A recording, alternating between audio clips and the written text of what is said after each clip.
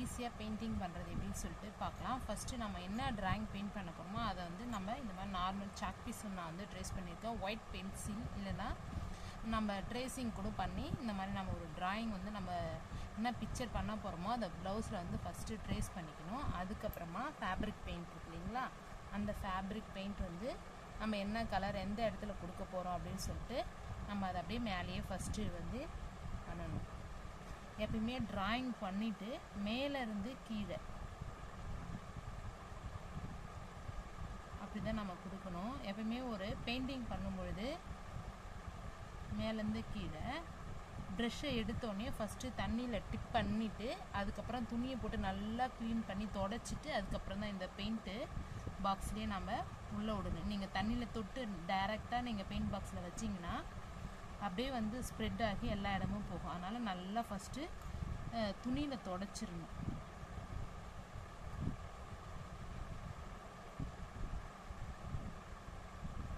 தொடச்சிட்டு இந்த மாதிரி நம்ம எந்த இடத்துல என்ன பெயிண்ட் பண்ணுறோமோ பெயிண்ட் பண்ணிவிட்டு ரொம்ப பொறுமையாகவும் அழகாக மேலேருந்து கீழேயும் நம்ம பெயிண்ட் பண்ணணும். எந்த லைன் வேணாலும் போகலாம், போட்டு இப்படி இப்படி இப்படி தீர்த்தக்கூடாது. அப்படியே அழகாக லைன் பை லைனாக இப்படி வரணும். அதே ஃபஸ்ட்டு 1 வாட்டி பெயிண்ட் பண்ணி முடிச்சுட்டு அதுக்கப்புறம் அதை வந்து நல்லா காய வச்சிடணும். 1 டே ஃபுல்லாமே காய வச்சுட்டு மறுபடியும் அது மேலேயே இன்னொரு லைன் வந்து நம்ம பண்ணால் தான் அந்த பெயிண்டிங்கோட டார்க்னஸ் வந்து நமக்கு தெரியும். அப்படியே ஃபஸ்ட் டைம் 1 டைம் பண்ணிவிட்டு போட்டிங்கன்னா அப்படியே ஒரு மாதிரி டல்லாக இருக்கும். ஒரு வாட்டி பண்ணிவிட்டு அது மேலே 1 டே ஃபுல்லாக காய வச்சுட்டு அதுக்கப்புறமா நாம் இன்னொரு வாட்டி பெயிண்ட் பண்ணணும். அப்புறம் ஒரு வாட்டி காய வச்சுட்டு அந்த மாதிரி 3 டைம்ஸ் பெயிண்ட் பண்ணணும். 3 டைம் பெயிண்ட் பண்ணால் தான் அந்த பெயிண்ட்டோட டார்க்னஸ் நமக்கு வந்து நல்லா ப்ரைட்டாக தெரியும்.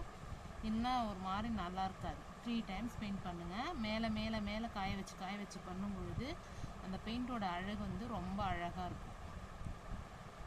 நீங்கள் இந்த பெயிண்டிங் வந்து வாஷிங் மிஷின்லேயே போட்டு துவைச்சா கூட நமக்கு எதுவுமே ஆகாது. கையால் எவ்வளோ வாஷ் பண்ணாலும் எதுவுமே போகாது.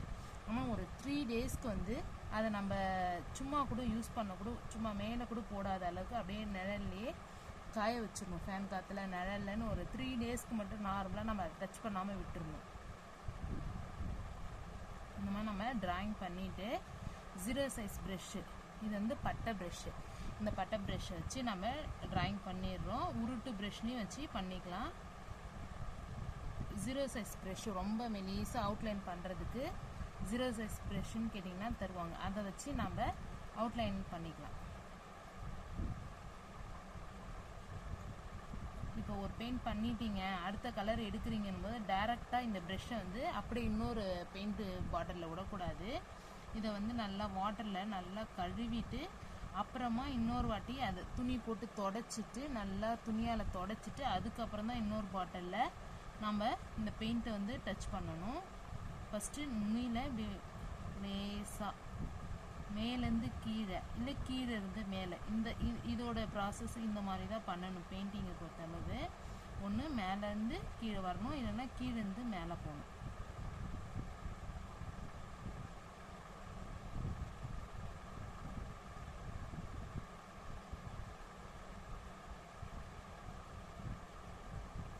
இப்போது நாம் இந்த ஒரு லோட்டஸ் போட்டோம். இது வந்து எப்படி இருக்குது, நார்மலாக சும்மா நார்மலாக ஒரு லுக்காக தான் காட்டுது. அதுக்கு மேலே நம்ம காய வச்சுட்டு 1 டே காய வச்சு நெக்ஸ்ட் டே பண்ணும் பொழுது அதோட டார்க்னஸ் வந்து நமக்கு ரொம்ப அழகாக தெரியும்.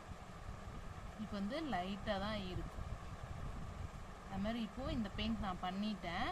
அதுக்கப்புறம் நம்ம இப்போ வந்து வேறு ஒரு கலர் எடுக்கிறோம் அப்படின்னும் பொழுது இந்த ப்ரெஷ்ஷை நல்லா வாட்டரில் போட்டு நல்லா கழுவிடணும். பெயிண்ட்டோட கலர் இல்லாத அளவுக்கு நல்லா கழுவிட்டு அதுக்கப்புறமா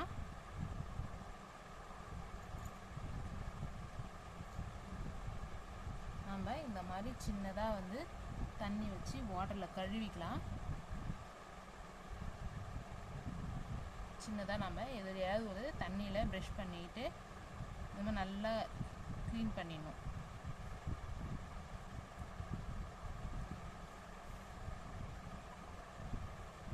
அதுக்கப்புறமா ஒரு வேஸ்ட் துணியில் வந்து ப்ரெஷ்ஷை ஃபஸ்ட்டு நல்லா தொடச்சிடணும். தொடச்சிட்டு அதுக்கப்புறமா மறுபடியும் ஒரு வாட்டி இந்த பெயிண்ட் இருக்குன்னா மறுபடியும் ஒரு வாட்டி தண்ணியில் டிப் பண்ணி நல்லா க்ளீன் பண்ணிடணும். நல்லா தொடச்சிட்டு வேஸ்ட்டு கிளாத்தில் தொடச்சிட்டு இந்த ஈரெல்லாம் இல்லாததுக்கப்புறமா நெக்ஸ்ட்டு பாட்டிலில் நம்ம டச் பண்ணலாம். இல்லைன்னா அப்படியே தண்ணி வந்து நல்லா ஸ்ப்ரெட் ஆகி எல்லா இடத்துக்கும் அந்த பரவி ஒரு மாதிரி பரவன மாதிரி ஒரு ஷேப் இல்லாமல் போயிடும்.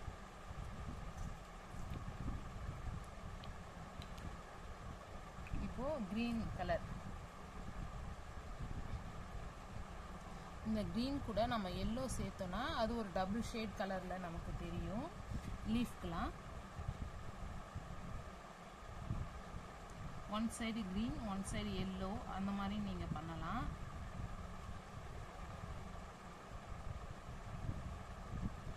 ஃபஸ்ட்டு லைன் மட்டும் நான் லைட்டாக பண்ணிக்கிறேன். செகண்டு 1 டே காய போட்டுட்டு மறுபடியும் அந்த மேலே பண்ணும்போது அதோடய ஃபினிஷிங்கே வேறு மாதிரி அழகாக இருக்கும்.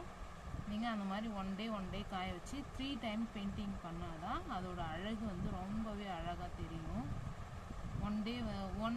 ஒன் வாட்டி பண்ணும்பொழுது அது வந்து டல்லாக ஒரு மாதிரி இருக்கும். கிளாத்தை பொறுத்தளவு அதுவும் இந்த மாதிரி ப்ளவுஸை பொறுத்தளவு நல்லா டார்க்காக இருந்தால் தான் அழகாக இருக்கும்.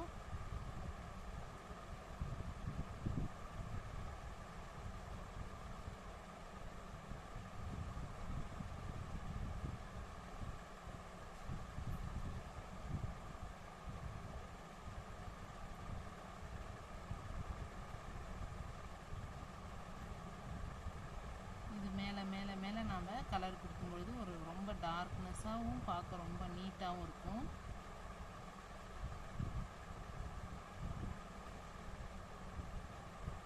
அப்படியே ஒரேடியாக போட்டு தீத்தாமல் காய வைக்கணும். 1 டே ஃபுல்லாமே ஒரு நைட்டாச்சும் காய வச்சுட்டு அதுக்கப்புறம் தான் நம்ம வந்து இந்த மாதிரி பண்ணணும். இப்போ இந்த நான் க்ரீன் வந்து முடிஞ்சிருச்சு அப்படின்னும் பொழுது நம்ம மறுபடியும் தண்ணியில் இந்த ப்ரெஷ்ஷை நினச்சி அதுக்கப்புறமா நியூவாக நம்ம என்ன கலர் டச் பண்ணுறோமோ அந்த கலரில் வந்து மறுபடியும் நம்ம இந்த துணியை போட்டு நல்லா தொடச்சிடணும். தொடச்சிட்டு நல்லா ப்ரெஷ்ஷு காஞ்சதுக்கப்புறம் தான் வேறு ஒரு பெயிண்டில் வந்து நம்ம டிப் பண்ணணும்.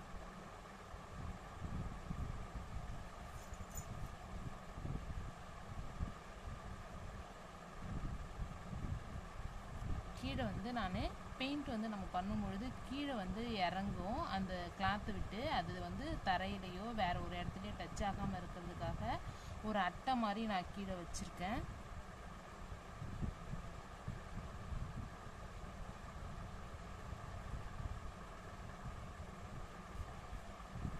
ஓகேங்களா? இது முடிஞ்சோடனே மறுபடியும் தண்ணியில் நல்லா டிப் பண்ணிடுறேன். தண்ணி நல்லா நினச்சி அந்த ப்ரெஷ்ஷை கழுவிட்டு அதுக்கப்புறமா ஒரு வேஸ்ட்டு கிளாத்தில் நம்ம தொடச்சிடணும்.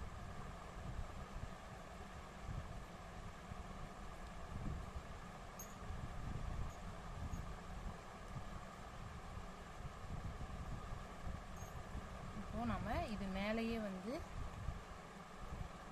பெயிண்ட் பண்ணிட்டுன்னா அந்த பாட்டிலை உடனே வேறு இடத்துல எடுத்து வச்சிடணும்.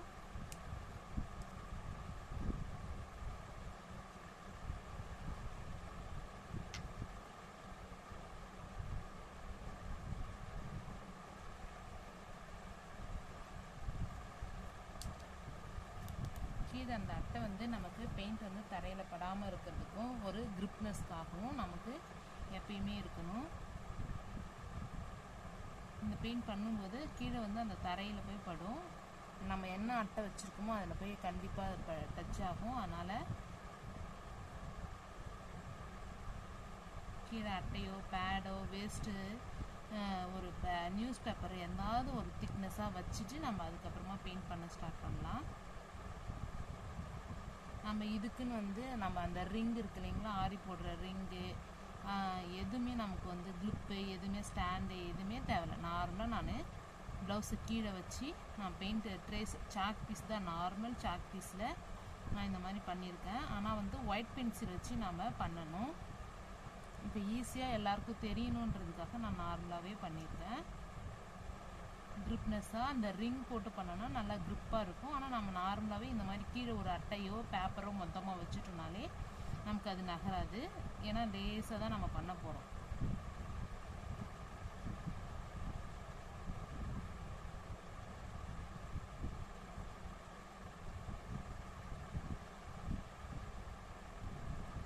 இது மேலே மேலே மேலே மேலே நாம் 3 டைம்ஸ் பண்ணணும். 3 டைம்ஸ் பண்ணால் தான் அது ஒரு அழகாக நமக்கு அந்த ஒரு மாதிரி இந்த மாதிரி கோடு கோடாக இல்லாமலும் ஒரு ஷைனிங்காகவும் ஒரு டார்க்காகவும் பெயிண்ட் பண்ணதுக்கான ஒரு அழகு அப்போ தான் நமக்கு தெரியும். அதுக்கேற்ற மாதிரி நாம் பெயிண்ட் பண்ணிக்கணும்.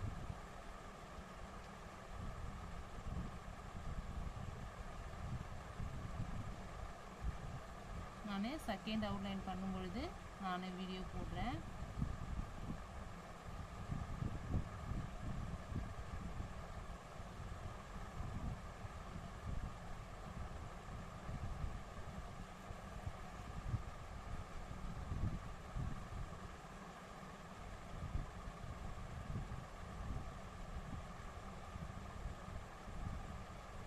பெயிண்ட் வந்து தீத்தாமல் மேலேருந்து கீழே கீழேருந்து மேலே இந்த மெத்தடில் மட்டும்தான் பெயிண்ட் பண்ணணும்.